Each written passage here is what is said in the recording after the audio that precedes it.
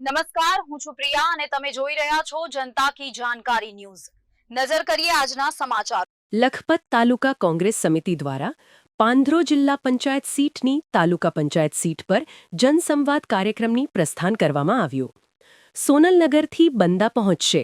આજે સવારે એકતાનગર શ્રી રામદેવ પીર મંદિર ખાતે લખપત તાલુકા કોંગ્રેસ સમિતિના આગેવાનો દ્વારા એકતાનગર ગ્રામજનો તેમજ વેપારીઓ સાથે કરી વિકાસ કામો વિશે ચર્ચા કરવામાં આવી। આવેલ મહેમાનનું શાબ્દિક સ્વાગત વેપારી મંડળના પ્રમુખ શક્તિસિંહ ઝાલાએ કર્યું હતું। આ પ્રસંગે કોંગ્રેસ સમિતિના પીસી ગઢવી, તાલુકા પ્રમુખ ઇબ્રાહીમભાઈ મામદભાઈ જત, રાણુભા જાડેજા, અલી મામદ જત, રાજેશભાઈ સોની હાજર રહ્યા હતા। પીસી ગઢવીએ તાલુકા પંચાયત તેમજ ગ્રામ પંચાયતની યોજના વિશે વાત કરી હતી અને જીએમડીસી તેમજ જીએસઈસીએલ પાંધરો CSR ફંડની માહિતી આપી હતી। વેપારી મંડળ દ્વારા એકતાનગર ખાતે શૌચાલયનું પાણી કનેક્શન તેમજ સ્ટ્રીટ લાઇટો વર્ષોથી બંધ હાલમાં છે અને ગટર વ્યવસ્થા કરવા માટે રજૂઆત કરવામાં આવી હતી। વરદદાન ગઢવીએ બજાર સફાઈ કરવા છેલ્લા 1 વર્ષથી ગ્રામ પંચાયત દ્વારા કોઈ વ્યવસ્થા નથી, વેપારીઓ પોતે ખર્ચે કરીને સફાઈ કરાવે છે।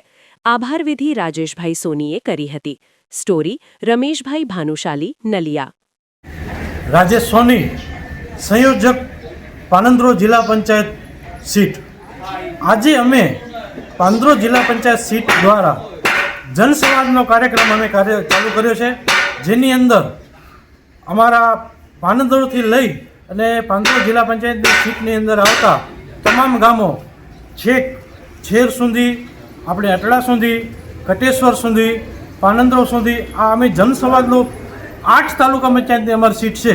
એ 8 તાલુકા પંચાયતની સીટ ઉપર અમારી આ લખપત તાલુકાની ટીમ જે છે, જેમાં અમારા પ્રમુખ ઇબ્રાહીમભાઈ કુંભાર, મંડળના પ્રમુખ શ્રી પીસીભાઈ ગઢવી, સંયોજક તરીકે રાજેશભાઈ સોની તેમજ લખપત તાલુકાની સમસ્ત કોંગ્રેસની ટીમ આજે સવારના 9:30 વાગે સોનલનગરથી સ્ટાર્ટ કરી અને છેક આખા વિસ્તારની અંદર અમે ફરશું અને લોકોના પ્રશ્નોની સાથે જાણકારી લોકોને કહેવા માંગીએ છીએ કે કોંગ્રેસની ટીમ આપની સાથે છે। કાંઈ પણ કાર્યક્રમ હોય, કાંઈ પણ પ્રશ્નો હોય તો આજના દિવસે અમે સાંભળવાની પૂરેપૂરી તૈયારી છે અને લોકોને ઉકેલવાની અમે ખાતરી આપીએ છીએ।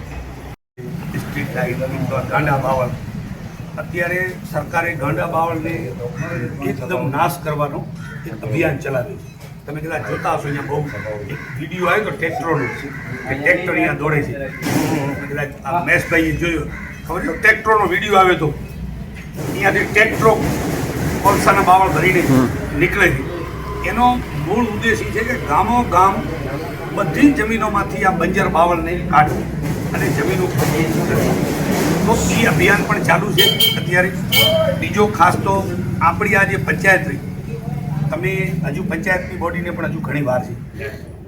સરકારની ગ્રાન્ટોમાં આપણે પંચાયતમાં જે કામ લેવા હોય તો તમે આજે જ આપણો સરપંચ અહીંયા આવશે અને 35 લાખ રૂપિયા સુધીના કામો આ વખતે ગ્રામ પંચાયતને આ લોકો સજેશન કરવાનું કીધું હમણાં છેલ્લા વર્ષમાં।